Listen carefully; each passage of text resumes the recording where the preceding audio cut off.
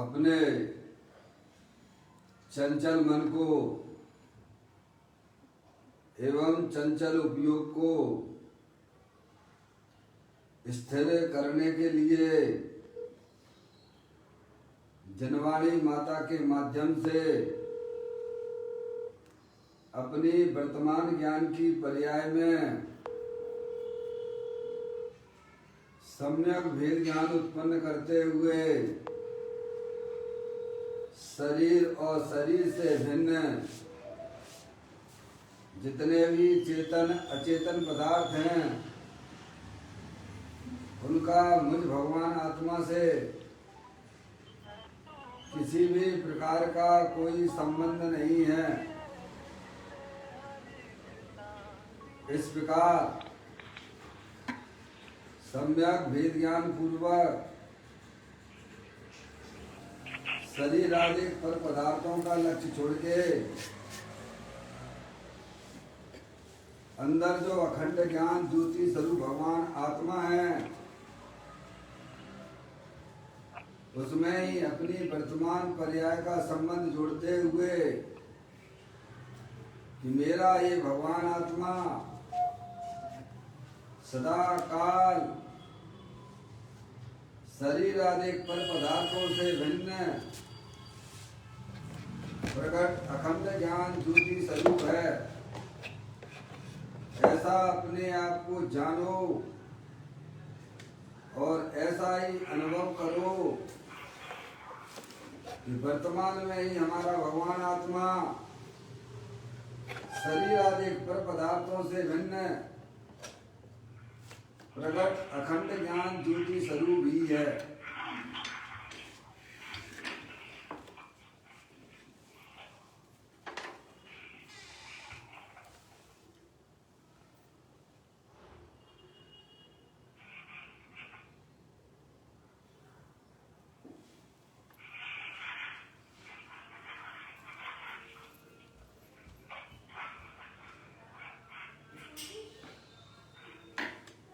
इसी प्रकार से संसार अवस्था में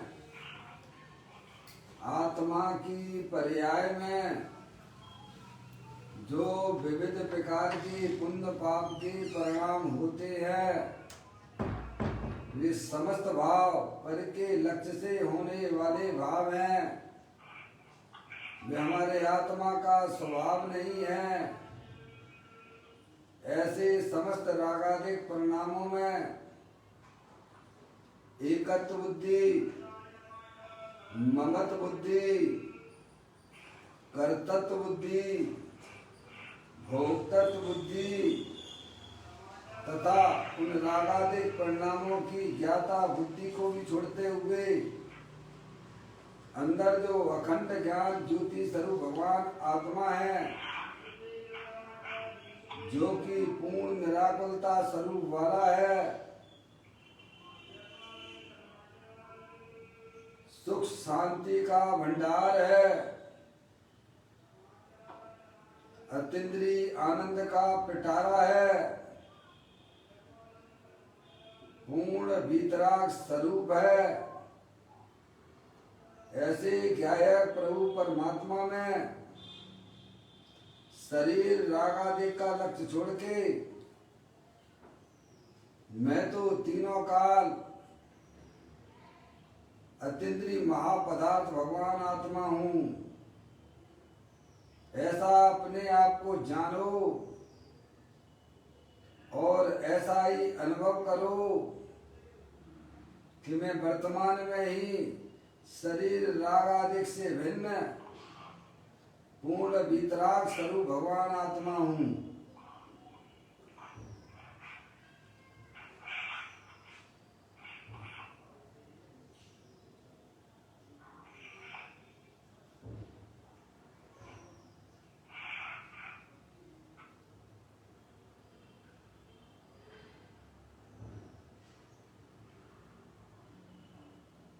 इसी प्रकार से संसार अवस्था में आत्मा की पर्याय में जो पर के लक्ष्य से होने वाला ज्ञान है वह परलक्षी ज्ञान भी हमारे आत्मा का स्वभाव नहीं है, वह तो इंद्रिय जनित ज्ञान है। ऐसे समस्त परलक्षी ज्ञान में भी एकत्व बुद्धि, ममत्व बुद्धि, कर्तृत्व बुद्धि, भोक्तृत्व बुद्धि तथा उस परलक्षी ज्ञान की ज्ञाता बुद्धि को भी छोड़ते हुए अंदर में जो अखंड ज्ञान ज्योति स्वरूप भगवान आत्मा है, उसमें ही अपनी वर्तमान पर्याय का संबंध जोड़ते हुए मेरा ये भगवान आत्मा सदा काल शरीर रागादि परिणतियां और परलक्षी ज्ञान की पर्याय से भी भिन्न अखंड ज्ञान ज्योति स्वरूप है। ऐसा अपने आप को जानो और ऐसा ही अनुभव करो कि मैं तो तीनों काल शरीर रागादि परलक्षी ज्ञान की पर्याय से भी भिन्न एकमात्र अखंड ज्ञान ज्योति स्वरूप भगवान आत्मा हूँ।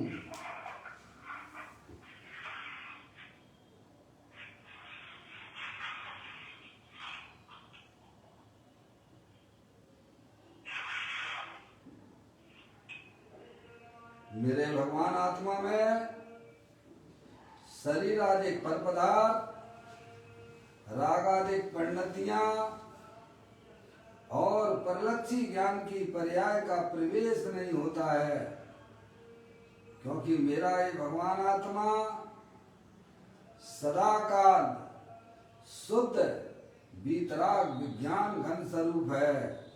ऐसा अपने आप को जानो और ऐसा ही अनुभव करो कि मेरे आत्म स्वरूप के अंदर शरीर आदि पर पदार्थों का प्रवेश नहीं होता है। मेरे आत्म स्वरूप के अंदर रागादिक परिणतियों का भी प्रवेश नहीं होता है। मेरे आत्म स्वरूप के अंदर परलक्षी ज्ञान की पर्याय का भी प्रवेश नहीं होता है, क्योंकि मैं तो तीनों काल शुद्ध वीतराग विज्ञान घन स्वरूप भगवान आत्मा हूँ।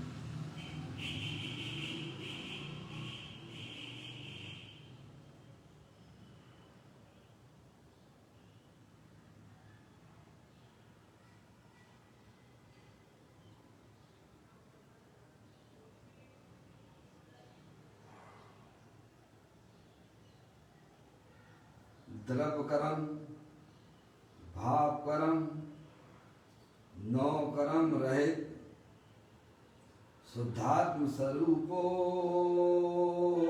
हम। मेरा ये भगवान आत्मा सदा काल ज्ञानावर्णादि द्रव्य कर्म, मोराग देश भाव कर्म, शरीर आदि नौ कर्म, इन तीनों कर्मों से रहे मैं तो परम पवित्र शुद्धात्मा हूँ। ऐसा अपने आप को जानो और ऐसा ही अनुभव करो कि मैं तो इस विश्व में एकमात्र परम पवित्र शुद्धात्मा ही हूँ।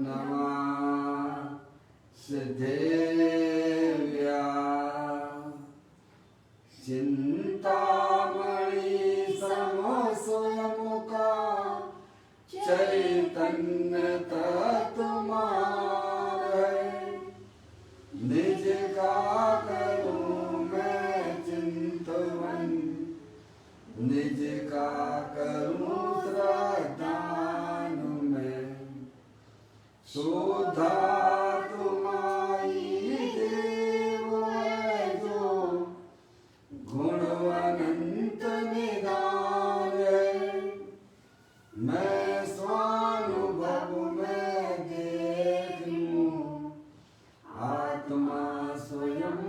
भगवान है। मैं स्वानुभव में देख लूं आत्मा स्वयं भगवान है।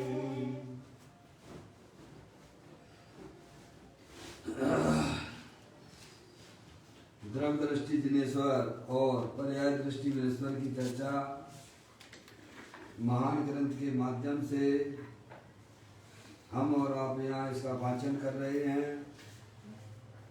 पुस्तक को आप लोग निकाल लीजिएगा। आज का बोल है 817वें नंबर का बोल है, पेज नंबर 187 पर यह बोल आया है। पढ़ता हूँ। प्रभु कहते हैं कि भीतर तेरी प्रभुता कितनी पड़ी है, उसे एक बार संभाल तो सही। तेरे द्रव्य में अनंत अनंत शक्तियां हैं और प्रत्येक शक्ति में अनंत अनंत प्रभुता है। ऐसी अनंत प्रभुता के पिंड स्वरूप जो अंतर में तेरी वस्तु है,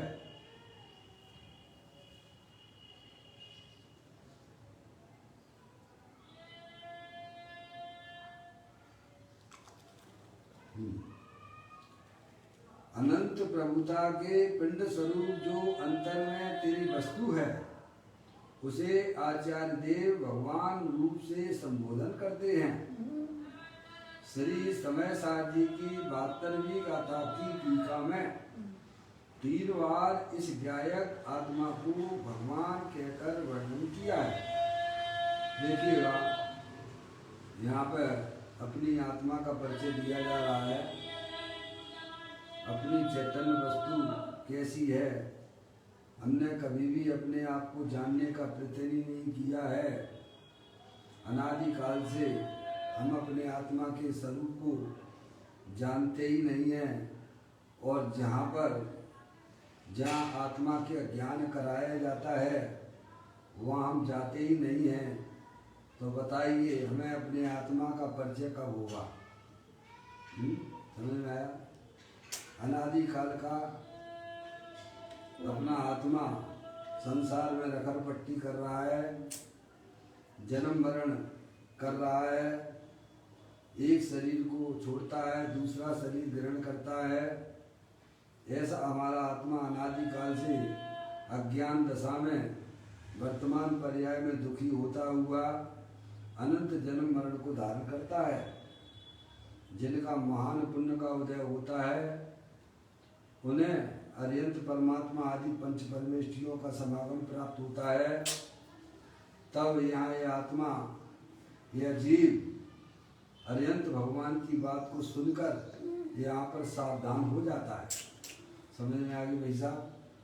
और अगर यहाँ भी अगर वह सावधान नहीं होता है तो पंडित टोडरमल जी साहब की भाषा में इतना ही कहा जा सकता है कि जैसे दरिद्री को चिंतामणि रतन के दर्शन कराएं और वह ना करे तो उसके अभाव की महिमा हमसे नहीं कही जाती है। ऐसे ही हम आप यहाँ तक तो आए हैं, जैन कुल प्राप्त किया, जिनवाणी माता का समागम भी हमको मिला, लेकिन प्रभु जिस चीज को बताना चाहते हैं वह हमारा ज्ञान नहीं गया। समझ में आना? तो सब ये समझना, सब आपका मिट्टी मेट होने वाला है। मनुष्य पर्याय मिली और नहीं मिली जैसी भी है। ये तो जिनका भाग अच्छा होता है, जिनको इस संसार चक्र से अब परिभ्रमण नहीं करना है, उनके जो है भव का किनारा नजदीक आ जाता है, उन्हें ये भगवान आत्मा की बातें अच्छी लगती है। वैसा समझ गए नहीं आप? तो यहाँ कहते हैं, प्रभु कहते हैं। कौन कहते हैं? अर्यंत परमात्मा कहते हैं। कौन कहते हैं? देव का परिचय करो भाई साहब। अभी देव का ही पता नहीं है। गंगा गए गंगादास, जमुना गए जमुनादास, जैन कुल में पैदा हुए, अपने प्रभु को भी नहीं जानते हो आप। अपने प्रभु यानी वीतरागी भगवान, समझ में आया? देव का भी पता ही नहीं है, क्योंकि भाई साहब देव का निर्णय किए बिना आपको अपनी आत्मा का भी निर्णय नहीं हो सकता है। तो कहते हैं, प्रभु कहते हैं, क्योंकि उनकी पर्याय में अनंत दर्शन, अनंत ज्ञान, अनंत सुख, अनंत जीत की पर्याय प्रकट हुई है। ऐसा उनका आत्मिक पर्याय में आत्मिक विकास हुआ है। सकल द्रव्य के गुण अनंत पर जाए अनंता, जाने एक ही काल प्रकट केवली भगवंता। ऐसे अरिहंत भगवान होते हैं। भगवान की प्रतिमा की पूजा करते हो, भक्ति करते हो, तो उनके स्वरूप को जानना हमारा कर्तव्य है कि नहीं? केवल जैनी होकर ही कैसे में द्रव्य चढ़ा देना, क्यों भाई साहब? कल तुम जो है और कुछ हो जाओगे, हिंदू हो जाओगे, मुसलमान हो जाओगे, तुम अल्लाह को याद करने लगोगे। नया क्या किया तुमने? इसीलिए सबसे पहले पंच परमेष्टि के स्वरूप को पहचाना। इसीलिए अरिहंत भगवान कहते हैं। कौन कहते हैं? प्रभु कहते हैं कि भीतर तेरी प्रभुता कितनी बड़ी है। भीतर का मतलब शरीर और रागादेश और पर्याय के पीछे अपना भगवान आत्मा प्रभुतामय है, अनंत शक्तियों के भंडार वाला है। हम दुनिया में कहाँ कहाँ भगवान को ढूंढते फिरते हैं भैया। जो कोई किसका फोन आ रहा है, कोई अपना फोन हो तो उठाना। समझ में आए भाई? चलिए कोई बात। तो कहते हैं, ये फोन लगाते हुए नंबर का क्या, बस ठीक है। कहते हैं, प्रभु कहते हैं, अरिहंत परमात्मा कहते हैं। क्या कहते हैं? क्योंकि उन्होंने अपनी आत्मा की पर्याय में विकास भी किया है, और ऐसा कोई भी पदार्थ उनके ज्ञान से अनजाना सा नहीं रहता है। समझ गए आप? एक समय में समझ गए, भूत की पर्यायों को, भूत की है सकल द्रव्य के गुण अनंत पर जाए अनंता, जाने एक ही काल प्रकट केवली भगवंता। ऐसे अरिहंत परमात्मा होते हैं। अनंत काल पहले हमारी द्रव्य की पर्याय में क्या हुआ था, द्रव्य को भी जानते हैं, उनके गुणों को भी जानते हैं, और अनंत काल पहले जो एक एक समय की जो पर्याय हुई हैं उनको वे वर्तमान में जानते हैं। वर्तमान को तो जानते ही हैं, लेकिन भविष्य में होने वाली अनंत काल जो हमारी पर्याय परिणमन होने वाला है, उस परिणमन को भी अरिहंत परमात्मा वर्तमान में जानते हैं। हाँ, वर्तमान वक्त जानते हैं। किसी के पास जाते आते नहीं है। क्या कहा? ऐसी उनकी ज्ञान की कला अंदर में जागृत हो गई है, प्रकट हो गई है कि भाई साहब पर द्रव्य की तरफ देखे बिना वो हो गजब है। ऐसी शक्ति अपने आत्मा में भी भरी पड़ी हुई है। ऐसी आत्मिक शक्ति सर्वगत शक्ति है कि नहीं है? प्रभुत्व शक्ति है कि नहीं है? विभुत्व शक्ति है कि नहीं? ऐसी अनंत शक्तियों का पिंड है अपना भगवान आत्मा। कभी हमने कभी से कभी भी खबर ली नहीं है। इसीलिए हमारी पर्याय में निरंतर दुख की पर्याय चल रही है। अगर आपको वर्तमान पर्याय में दुख नहीं चाहिए, तो अरिहंत परमात्मा द्वारा जो बताया गया जो वस्तु स्वरूप है उसका ज्ञान कीजिए आप सबसे पहले। समझ में आया? बाकी सब छोड़ दीजिए, फालतू की बातों में कोई तंत्र नहीं है। समझ में आया? एक प्रभु ने जो बात समझाई है वो आपको उपलब्ध है अभी। आप समझ में आया? कहते हैं कि भीतर तेरी प्रभुता कितनी बड़ी है। कितनी बड़ी है भाई साहब? प्रभुता का पार ही नहीं है। आत्मा प्रभु ही नहीं है, महाप्रभु है। समझ में आया? उसके लिए प्रभु भी कहना उसके लिए थोड़ा छोटा पड़ता है। प्रभु है, आत्मा महाप्रभु है, जिसमें से अनंत प्रभुता हर समय टपकती रहे, टपकती रहे, टपकती रहे, टपकती रहे, टपकती रहे। है भाई साहब? तो भी उसका अंत नहीं आता है। ऐसी महाप्रभु भगवान आत्मा है, आत्मा का स्वरूप है ये। कल बताया था ना भाई साहब? जो है बर्फ का स्वभाव क्या होता है? ठंडा रहना, शीतल रहना। और अग्नि का स्वभाव कैसा होता है? उष्णता रूप से रहना। समझ में आया भाई साहब? गुड़ का स्वभाव कैसा होता है? मीठा होता है। ऐसे ही अपनी चैतन्य वस्तु जो अंदर में बर्फ के माफिक शीतल स्वभाव वाली है। भेद विज्ञान जगो जिनकी घट शीतल चित भयो जिम चंदन। क्या भाई साहब? जिनकी पर्याय में सम्यक भेद ज्ञान की उत्पत्ति हो जाती है, उनका हृदय, उनका मन भाई साहब शीतल हो जाता है, शांत हो जाता है। समझ में आया भाई साहब? हमारी पर्याय में वस्तु स्वरूप का ज्ञान नहीं है भाई साहब, तो निरंतर दुखी दुखी दुखी दुखी, आकुलता आकुलता आकुलता आकुलता, पर का लक्ष्य कर करके कर करके कर करके कर करके जिसने पर्याय में कचरा इकट्ठा कर लिया। समझ में आया? प्रभु कहते हैं, अरे परमात्मा कहते हैं कि जो तेरी चैतन्य वस्तु है वो कैसी है? तो कहते हैं भीतर तेरी प्रभुता कितनी पड़ी है तुझे ही खबर नहीं है। क्या भाई साहब? जैसे कोई भिखारी हो भाई साहब, जहां पर भीख मांग रहा है उसके नीचे ही जमीन की, उसी जमीन के नीचे ही देख लो भाई साहब, है तो जमीन के नीचे ही उसके जो है भाई साहब है हीरे जवाहरात के भंडार पड़े हुए हैं, और उसे खबर ही नहीं है। कटोरा लेके भीख मांग रहा है। समझ में आया? अब उसे कोई ज्ञान करा दे तो क्या उसकी पर्याय में भाई साहब ये पामरता रहेगी क्या? ऐसे ही ज्ञानी हमें याद दिलाते हैं, बताते हैं कि तेरी चैतन्य जो वस्तु है वो अनंत प्रभुता से संपन्न है, मंडित है। तूने कभी भी अपने आत्मा की खबर नहीं ली है, अपने आत्मा का परिचय नहीं किया है। कहते हैं, प्रभु कहते हैं कि भीतर तेरी प्रभुता कितनी पड़ी है, कितनी पड़ी है, बताते कितनी पड़ी है? उसे एक बार संभाल तो सही। हम किसको संभालने लगे रहते हैं 24 घंटा? शरीर को संभालते हैं। किसको संभालते हैं? ज्ञानी अपनी प्रभुता को संभालता है, अपनी आत्मा को संभालता है, और अज्ञानी परद्रव्य को संभालने में लगा हुआ है। संभाल दोनों ही रहे हैं। एक अज्ञानता से शरीर आदि पर पदार्थों को संभालने में लगा हुआ है, और एक को ज्ञान होने पर वो अपनी प्रभुता को संभालता है, अपनी आत्मा को संभालता है। दोनों में कितना अंतर है? जो पर की संभाल में जो ज्ञान लगा हुआ है उसमें निरंतर भाव मरण की उत्पत्ति होती है। जो अपने आत्मा को संभालता है वो भाई साहब आनंद में रहता है। ये भाव मरण, ये भाव कर्म सदियों से करता आया है। अपनी पर्याय में होने वाले जो दुख के परिणाम है वे पर पदार्थों की संभाल में पैदा हो रहे हैं। अज्ञानी ने निरंतर 24 घंटा पर की संभाल में लगा रहता है, और ज्ञानी ने जिनेंद्रिय परमात्मा की बात को विश्वास करके और अपने ज्ञान की कसौटी पे कस के, क्या भाई साहब ऐसे नहीं है? मोक्ष मार्ग में चलने वाला जीव भाई साहब अपने अनुभव से बढ़ता है आगे।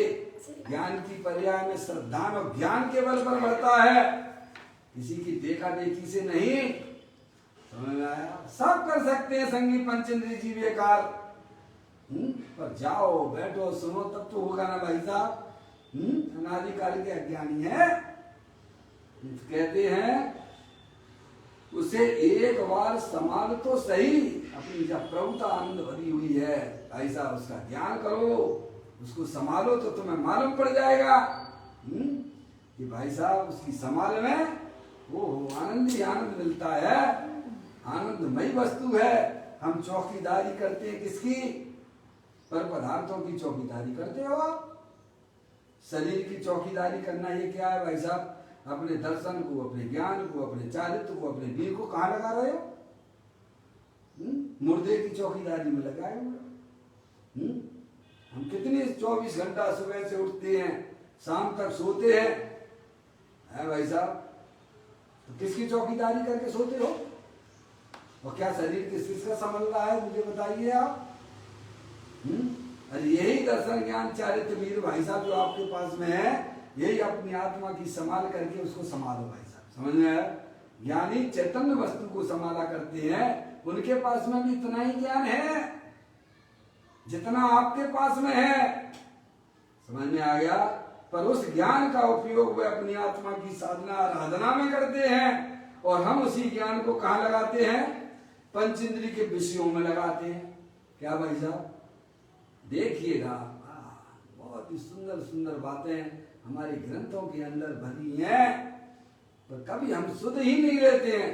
बस जिस कुल में पैदा हो गए बस भगवान की पूजा कर ली, भगवान की भक्ति कर ली और अपने आप को धर्मात्मा समझ के बैठ जाती है। समझ में आया? हाँ। कहते एक बार संभाल तो सही, कितनी बार? एक ही बार। तो बार बार आपको संभालना नहीं पड़ेगा। शरीर को तो डेली के डेली संभालते रहते हो और फिर भी आपका नहीं संभलता है। संभलता हो तो बताइए किस किस का संभल रहा है? कब से संभालते चले आ रहे हो शरीर को? अनादि से जय करते आ रहे हैं भाई साहब, शरीर को कब से संभालते चले आ रहे हो? अरे इसी पर्याय में देख लो ना भाई साहब, हैं? समझ में आया? अनादिकाल से आत्मा पर द्रव्यों को संभालने में लगा हुआ। शरीर क्या है? स्वद्रव्य है क्या परद्रव्य है? उसके कारण से ना तो भक्ष गिनता है वो, ना अभक्ष को गिनता है। अभक्ष को नहीं गिनता, समझिए आप।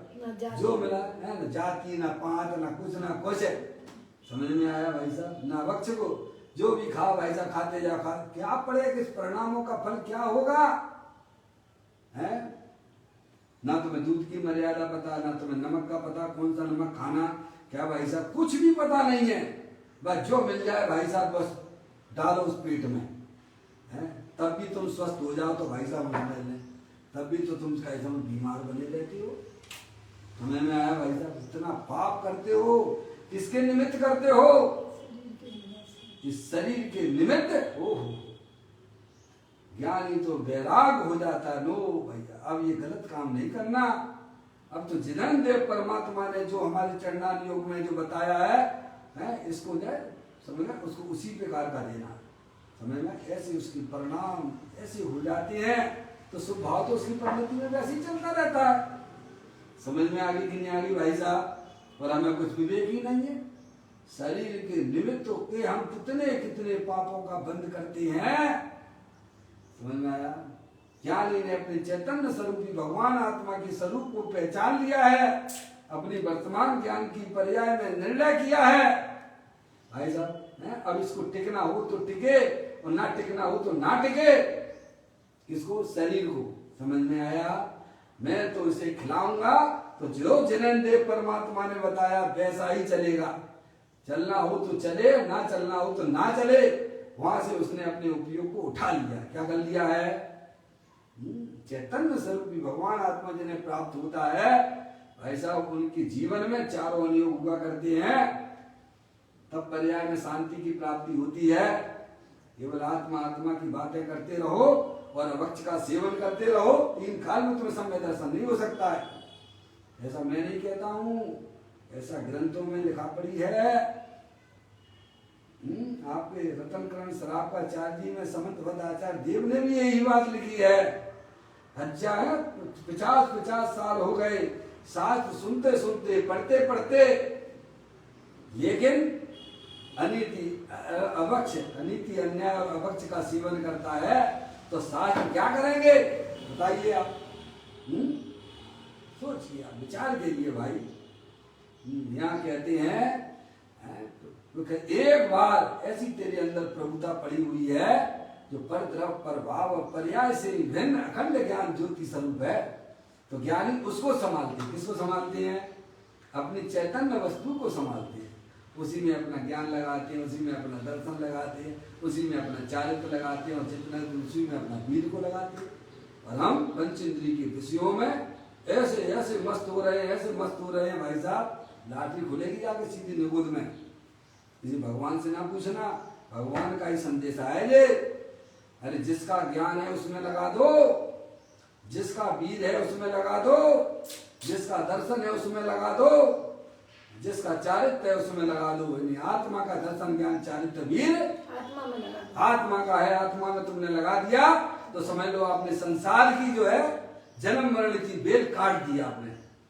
और नहीं तो भाई साहब पंचेंद्रिय के विषयों में अनादिकाल से ऐसी भ्रमण कर रहे हो और करते रहोगे। समझ में आया भाई? ज्ञानी कहते हैं भीतर ऐसी प्रभुता कितनी पड़ी है उसका पार नहीं है। समझ में आया भाई? कहते हैं भीतर तेरी प्रभुता कितनी पड़ी है, उसे एक बार संभाल तो सही है। आप पढ़ते हो पूजा में, विषय चोर बहु फिरत हैं पंच इंद्री बोलो क्या है? पंचेंद्रिय मन बस करो। पंचेंद्रिय मन बस करो। संयम रतन समाल। विषय चोर बहु फिरत है। पर द्रव्यों की रुचि हमारे लिए निगोद के कारण बन जाती है और अपने आत्मा की रुचि मोक्ष रूपी पर्याय की प्राप्ति कराती है और वर्तमान में आत्मा आनंदित हो जाता है भाई। इसलिए ज्ञानी कहते एक बार अपनी प्रभुता को सुन तो सही, बैठोगे ही नहीं, सुनोगे ही नहीं भाई साहब, तो बताओ हमारे अंदर पर्याय में परिणमन कैसे होगा? कहते हैं प्रभु कहते हैं भीतर तेरी प्रभुता कितनी पड़ी है, उसे एक बार संभाल तो सही। फिर कहते हैं तेरे द्रव्य में अनंत शक्तियां हैं। कितनी है? देखो भैया, जगत में जाति अपेक्षा 6 द्रव्य हैं, पता है नहीं? जीव द्रव्य, पुद्गल द्रव्य, धर्म द्रव्य, अधर्म द्रव्य, आकाश द्रव्य और काल द्रव्य। समझ में आया? और प्रत्येक द्रव्य जो अनंत शक्तियों का पिंड है। पुद्गल भी है तो अपनी अनंत शक्तियों सहित रहता है। समझ में आया? धर्म द्रव्य है, अधर्म द्रव्य है, आकाश द्रव्य है, काल द्रव्य है, वे भी आत्मा की तरह अरूपी है, अमूर्तिक है। आत्मा भी अरूपी है, अमूर्तिक है। पुद्गल जो भी आपको इंद्रियगम हो रहा है सब वो पुद्गल का नाटक है। और वे सब जो है कैसे हैं? सब अनंत शक्तियों के भंडार वाले हैं। ऐसे ही अपनी चैतन्य वस्तु भी भाई साहब अनंत शक्तियों के भंडार वाली है। ये तो आपको प्रकृति की तरफ से गिफ्ट मिली है, आप उसका पहचानते नहीं हो, आपने कभी उसका परिचय नहीं किया है, इसीलिए आप उसका भोग नहीं कर पाते हो। ज्ञानियों ने परिचय किया है, ज्ञानियों ने अपनी पर्याय में उसका निर्णय किया है, इसीलिए निरंतर वह प्रकृति के द्वारा जो गिफ्ट मिली है उसका निरंतर भोग करता है। ऐसी आनंदमयी वस्तु है। ये मनुष्य पर्याय तो एकमात्र अपने शुद्धात्मा के लिए होना चाहिए, उसमें दूसरे कोई विकल्प नहीं होना चाहिए। समझ में आया भाई साहब? तब इस वस्तु की प्राप्ति होती है। कहते हैं तेरे द्रव्य में अनंत शक्तियों का पिंड है। चैतन्य वस्तु कैसी है? कुछ गुरुदेव श्री समझाते थे, बताते थे कि मालूम है तेरे द्रव्य में कितनी शक्तियां, कितने गुण हैं? पुद्गल द्रव्य कितने हैं? लोग जीव कितने हैं? लोग में अनंत है। कितने जीव द्रव्य हैं? अनंत हैं। उनसे अनंत गुने पुद्गल द्रव्य हैं। कितने? उनसे अनंत गुने। जीव कितने हैं संसार में? अनंत। और उससे भी अनंत गुने, अनंत में अनंत का गुणा कर दीजिए, उतने जो है पुद्गल द्रव्य हैं। और पुद्गल द्रव्य पुद्गल द्रव्य से भी अनंत गुणे 3 काल के समय है भाई साहब। 3 काल के समय उससे भी अनंत है। और उससे भी अनंत गुणे एक आकाश के प्रदेश है। समझिए आप, हैं? चले आइए चले आइए चले आइए, आकाश का कभी अंत नहीं आने वाला है। ऐसे अनंत गुणे आकाश के प्रदेश हैं। और उससे भी अनंत गुणे, क्या भाई साहब? उससे भी अनंत गुणे। एक जीव द्रव्य में गुण है, इतने गुण है, अनंत गुण है। समझ आया? और उसका स्वामी कौन है? मैं स्वयं। ऐसा स्वामी रूप से अपनी बात को अनुभव करती हो? नहीं करते। वो नहीं करती हो क्योंकि तुम्हारी रुचि पर द्रव्य प्रभावों पे पड़ी हुई है, इसीलिए तुम्हें अपने आत्मा का बल अंदर से आता नहीं है। ज्ञानी को पर्याय में ऐसा बल आता है, वो मैं तो अनंत शक्तियों के भंडार वाला हूँ, मैं कोई छोटा मोटा नहीं हूँ, त्रिलोकपति हूँ मैं। समझ में आया? ऐसा उसको परिचय हुआ। भीड़ तो उसको ऐसे उछाला करता है पर्याय में, जैसे अज्ञानी जीवों को पर पदार्थ पसंद आ जाता है तो उसके लिए लालायित रहता है। ऐसे ज्ञानी जीव ने अपनी आत्मा का परिचय किया तो वीर उसका इस प्रकार से लालायित आनंदित होता हुआ है। कहते हैं कि तेरे द्रव्य में अनंत शक्तियां। कितनी शक्तियां हैं द्रव्य में? अनंत है। जीवत्व शक्ति, चित्त शक्ति, दृष्टि शक्ति, ज्ञान शक्ति, सुख शक्ति, प्रबुद्ध शक्ति, विबुद्ध शक्ति, सर्वदर्शिक शक्ति है, सर्ववत्त शक्ति। ऐसी अनंत शक्तियों का पिंड कौन है? वो मैं हूँ, उसका मालिक मैं हूँ भाई साहब। हम तो भाई साहब करोड़पति हैं भाई साहब, करोड़पति हो तुम पूरे, समझ में आया? कोई लखपति मानता है तो कोई करोड़पति मानता है, कोई अरबपति मानता है।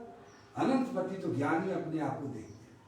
ज्ञानी कहते मैं तो अनंतपति हूँ। वो जो अनंतपति अंतर से ही आता है, बाहर में कहीं यही नहीं अनंतपति। समझ में आया भाई साहब? अज्ञानी पर द्रव के लक्ष्य करके अपने आप को लखपति, करोड़पति, अरबपति, खरबपति मानता है। ज्ञानी कहता है ये तो धूल माटी धूल है, इससे हमारी आत्मा का कोई संबंध नहीं है।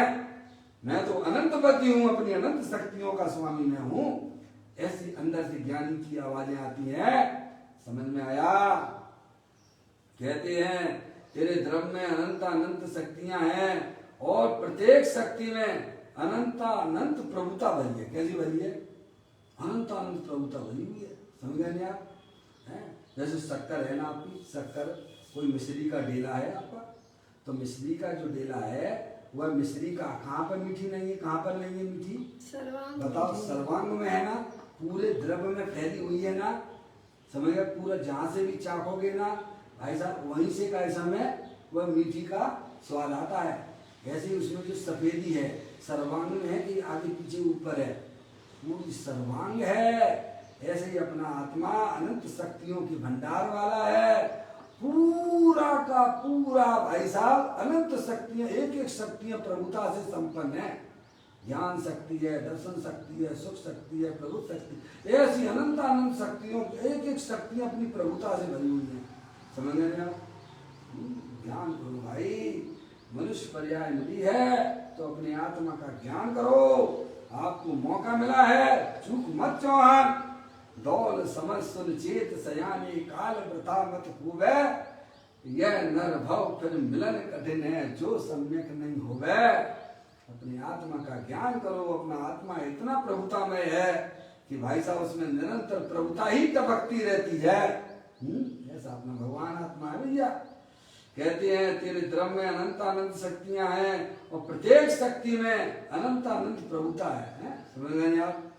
और ऐसी अनंत प्रभुता के पिंड रूप जो अंतर में तेरी वस्तु है, क्या ऐसी अनंत प्रभुता के पिंड स्वरूप जो अंतर में तेरी वस्तु है, कहाँ पर है?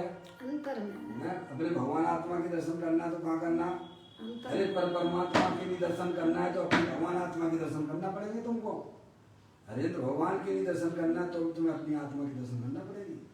सुनो यार, योग सार ग्रंथ में योगेंद्र महाराज ने यह बात लिखी है कि अनादि काल से इस जीव ने दो काम नहीं किए। एक तो अरिहंत परमात्मा के दर्शन नहीं किए और दूसरे अपने आत्मा के दर्शन नहीं किए। क्या भाई साहब? क्या बोला? आचार्य भगवान कहते हैं, योगेंद्र महाराज कहते हैं ना भाई साहब, उनकी बात भी आप नहीं मानोगे क्या? उन्हें हमसे क्या लेना देना है बोलो भाई साहब? हैं? ये कहते हैं कि अनादिकाल हो गया, इस जीव ने दो काम नहीं किए। एक तो अरिहंत परमात्मा के दर्शन नहीं किए और दूसरे अपने आत्मा के दर्शन नहीं किए। सम्यक दर्शन की प्राप्ति नहीं हुई है, इसीलिए जीव रखड़पट्टी कर रहा है। और जब तक ये काम नहीं करेगा तब तक करता ही रहेगा। समझ गए ना? चाहे कितना भी बारीक क्रियाएं कर लीजिएगा, लेकिन आत्मा का अनुभव नहीं किया, आत्मा का दर्शन ना किया तो भाई साहब कुछ भी नहीं किया है। समझ गए आप? तो कहते ये काम है, अंदर में अपना प्रभु विराजमान है, जिसने शरीर को आज तक छुआ तक नहीं है, जिसने कभी भी रागादिक परिणामों को भी ना छुआ है। अरे ज्ञानी कहते हैं कि ये निर्मल पर्याय को भी जो स्पर्श नहीं करता है, ऐसी अखंड ज्ञान ज्योति स्वरूप हर समय उपलब्ध है, तू उसको पहचान है भाई साहब। कहते हैं ऐसी अनंत प्रभुता के पिंड स्वरूप जो अंतर में तेरी वस्तु है। समझ, मेरी वस्तु कहाँ पर है? आत्मा है, वो मेरी वस्तु है।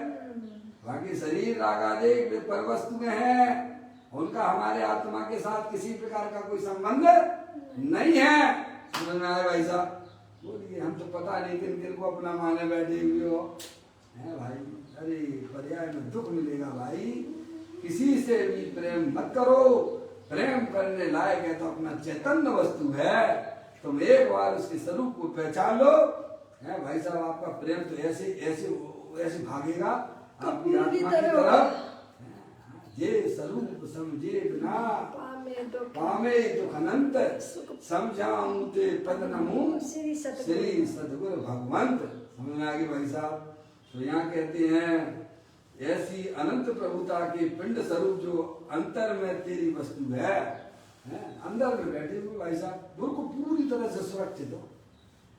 आपकी आत्मा के अंदर कोई भी चीज प्रवेश नहीं करती है। अरे पर्याय का भी जिसमें प्रवेश नहीं है भाई साहब, कैसी वस्तु है मेरी, पर द्रव्य का तो प्रवेश होता नहीं है, रागादिक परिणामों का भी प्रवेश नहीं होता है भाई साहब। अरे निर्मल पर्याय मात्र का भी जिसमें प्रवेश नहीं होता है, ऐसी चैतन्य वस्तु मेरी है, उसके दर्शन करते हैं ज्ञानी, आनंद में रहते हैं। सबके पास में है, पर ज्ञान ना होने से दुखी हो रहे हैं भाई। कहते हैं अनंत प्रभुता के पिंड स्वरूप जो अंतर में तेरी वस्तु है, उसे आचार्य देव भगवान रूप से संबोधन करते हैं। आचार्य कुंकुम देव ने 72वें नंबर की गाथा में यह बात उन्होंने वहां पे बताई है। समय सार जी ग्रंथ है, उसकी बात क्या कहते हैं, आचार्य देव भगवान रूप से संबोधन करते हैं। उस गाथा की टीका में आचार्य अमृतचंद देव श्री समय सार जी की 33वीं गाथा की टीका में आचार्य अमृतचंद देव ने 3 बार इस गायक आत्मा को भगवान कहकर वर्णन किया। कितनी बार? 3 बार। आचार्य अमृतचंद देव ने 72वें नंबर की गाथा की जब टीका लिखी तो भगवान आत्मा कहा। क्या कहा? आत्मा कैसा है? भगवान स्वरूप है। अगर भगवान स्वरूप ना होता, आप ही बताओ, तो क्या पर्याय में कोई भगवान हो सकते थे क्या? नहीं हो सकते थे। जब तिली में तेल नहीं है तो क्या उसमें से तेल निकल सकता है क्या? बोलिएगा। तिली में अगर तेल है तो वह तेल प्राप्त होता है, समझ गए? ऐसे ही आत्मा अगर भगवान स्वरूप ना होता तो आज अत्यंत सिद्ध परमात्मा भी पर्याय में भगवान ना होते।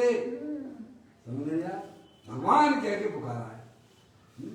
पंडित बनारसी दास जी हुए समय सारे नाटक के रचयिता, गृहस्थ आश्रम में रहते थे। वो उन्होंने पद लिखा है, कई उदास रहे प्रभु कारण, कई कहें उठ जाए कहीं के, कई प्रणाम करें कर मूरत, कई पहाड़ चढ़े चढ़ छीके, कई कहें आसमान के ऊपर, कई कहें प्रभु हेठ जमी के, मेरो धनी नहीं दूर दिशांतर मोई में मोए सूजत नीचे। बोलिए आप, गृहस्थ आश्रम में रहने वाला मुनियों की बातें तो बहुत ऊंची हो जाती है ना। गृहस्थ आश्रम में रहने वाला जीव भी अपने आत्मा का अनुभव करता है। वह कहता है मेरो धनी नहीं दूर देशांतर मोई में मोए सूजत नीचे। बोलिए आप, उनका अगर जीवन भी देखोगे आप भाई साहब, कितनी शादियां हुई थी उनकी? 3 शादियां हुई थी। कितने बच्चे थे उनके? 9 बच्चे थे। आपके पास संयोग कैसे बड़ा है क्या? बोलिए, तब भी कितने मस्त रहते थे। ऐसा ज्ञानी कहते हैं भाई, सोचिए, विचार कीजिए, क्या हम वो काम नहीं कर सकते? कर सकते हैं। ऐसी कोई भी आपके पास में ऐसी वो नहीं है तकलीफ जिससे आप अपना काम नहीं कर सकते हैं। अरे नार की जीभ भी महाप्रतिकूलता रहती है उनके जीवन में। एक बूंद पानी नहीं मिलती है, 33 सागर तक वहां रहता है जीव।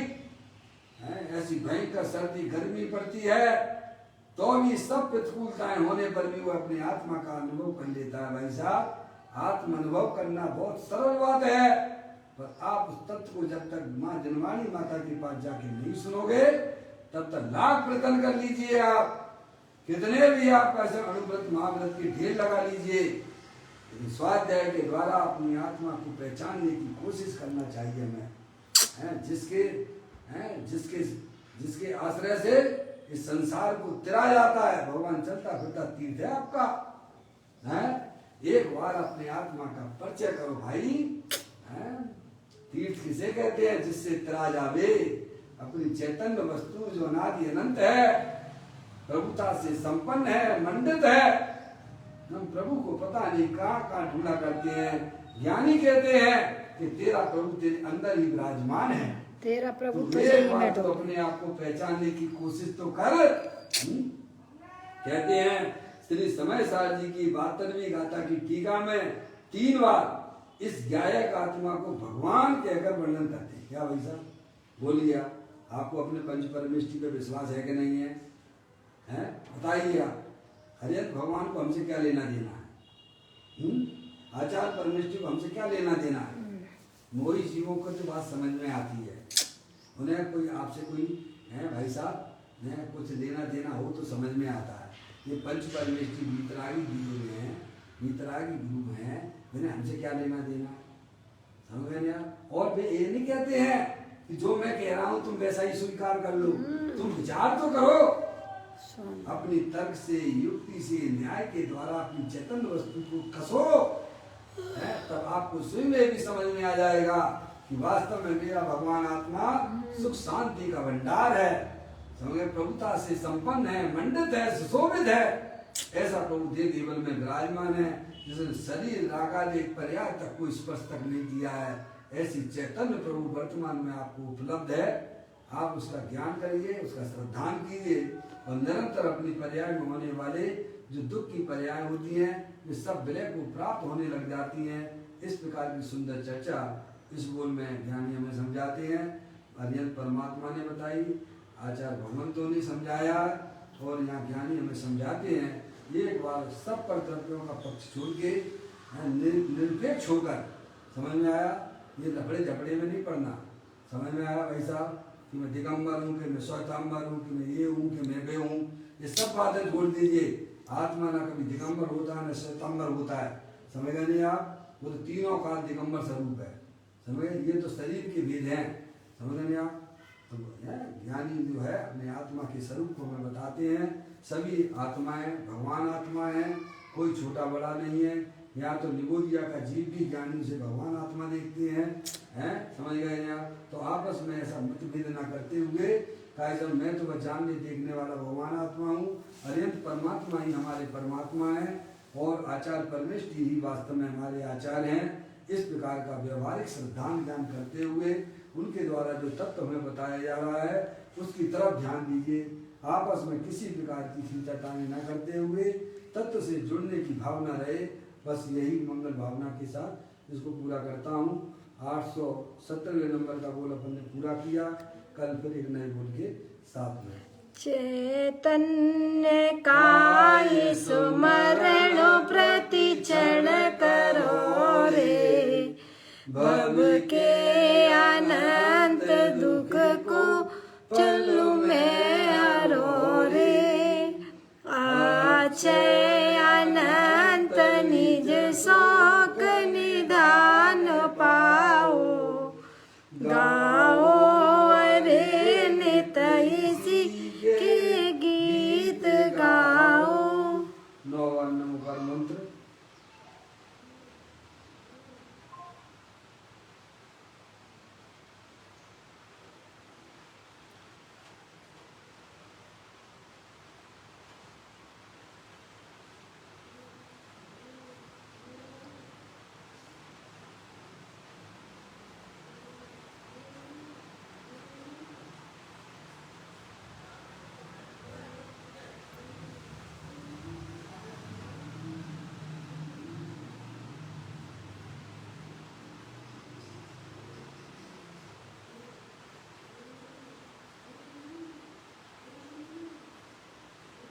बोलो द्वार सांग जनवाणी माता।